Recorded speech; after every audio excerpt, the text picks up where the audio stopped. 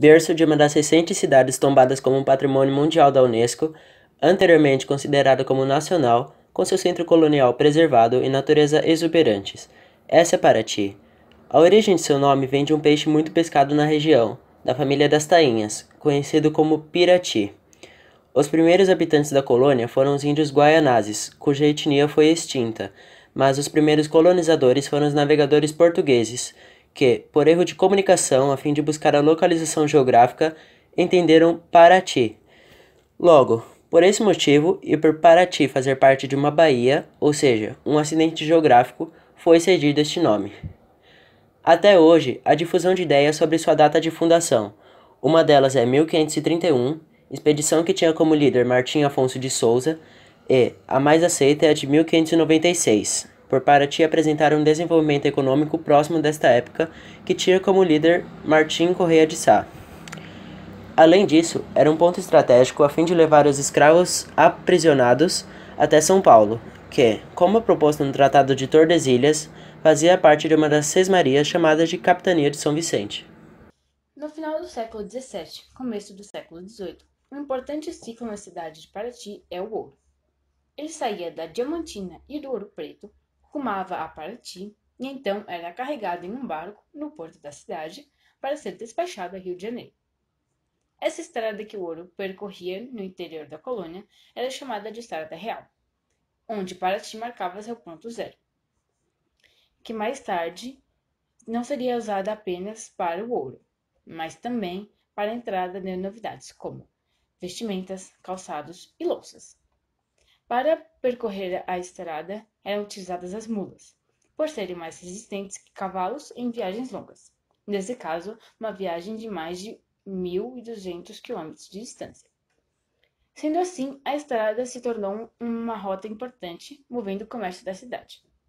Quanto mais o porto prosperava, mais pessoas circulavam pela cidade.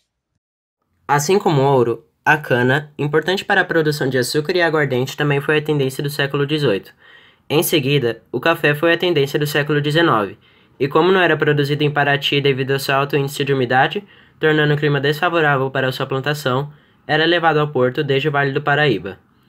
À medida em que o antigo vilarejo ia crescendo e tomando a forma de uma cidade ao redor do símbolo do catolicismo trazido por Portugal, as 4 igrejas ali existentes passaram por algum tipo de modificação, como reconstrução ou reformação. Cada uma destinada a uma camada da população, onde nenhum pertencente a uma camada diferente poderia entrar. A igreja de Nossa Senhora do Rosário destinava-se aos negros escravos. A imponente Nossa Senhora dos Remédios, pelo seu tamanho, estilo neoclássico, diferentemente das outras igrejas clássicas de Paraty, destinava-se aos brancos, e planejada para ser maior, teve de interromper a sua terceira construção várias vezes pelo seu peso em relação ao solo que tem influência do manguezal, datando-se de 1787 a 1873, levando no total 86 anos de construção. A igreja de Nossa Senhora das Dores destinava-se às mulheres da aristocracia, e a igreja de Santa Rita destinava-se aos pardos libertos. Algumas curiosidades. As ruas são comumente chamadas de pé de moleque, que, como o próprio nome diz, construídas para evitar aquela espiada na casa das mulheres e garantir a privacidade delas, e aos homens prestar mais atenção onde estão pisando para não tropeçar, não é mesmo? Além disso, foi uma cidade planejada com casas iguais para confundir os invasores e propositalmente na altura da maré, sendo comum a inundação das ruas em determinada época do ano, sabendo-se que as casas não tinham instalação hidráulica. Ao fundo, pode-se observar o rio que divide a cidade. Ainda que Paraty não era muito atraente a ataques de invasores pela sua baía ser rasa e não permitir a aproximação de grandes barcos, havia um forte nomeado de Defensor Perpétuo em homenagem ao Dom Pedro I, o grande libertador que declarou a independência do Brasil.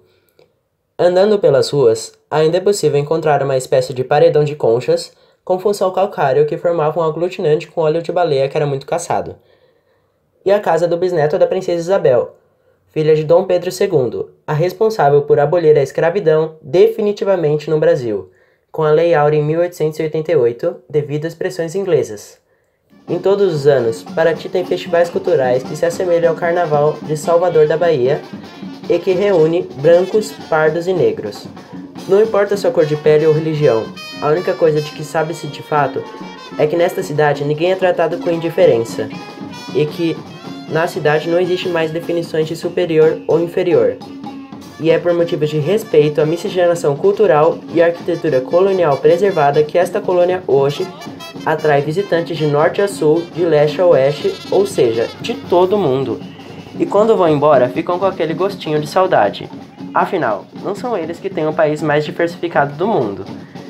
É de se impressionar uma cidade que antes só trazia dor e sofrimento aos pardos, negros, indígenas, mulheres e crianças, e hoje traz a verdadeira definição de felicidade e igualdade aos seus cidadãos. Realmente foi merecido o título de Patrimônio Mundial. Parabéns para ti!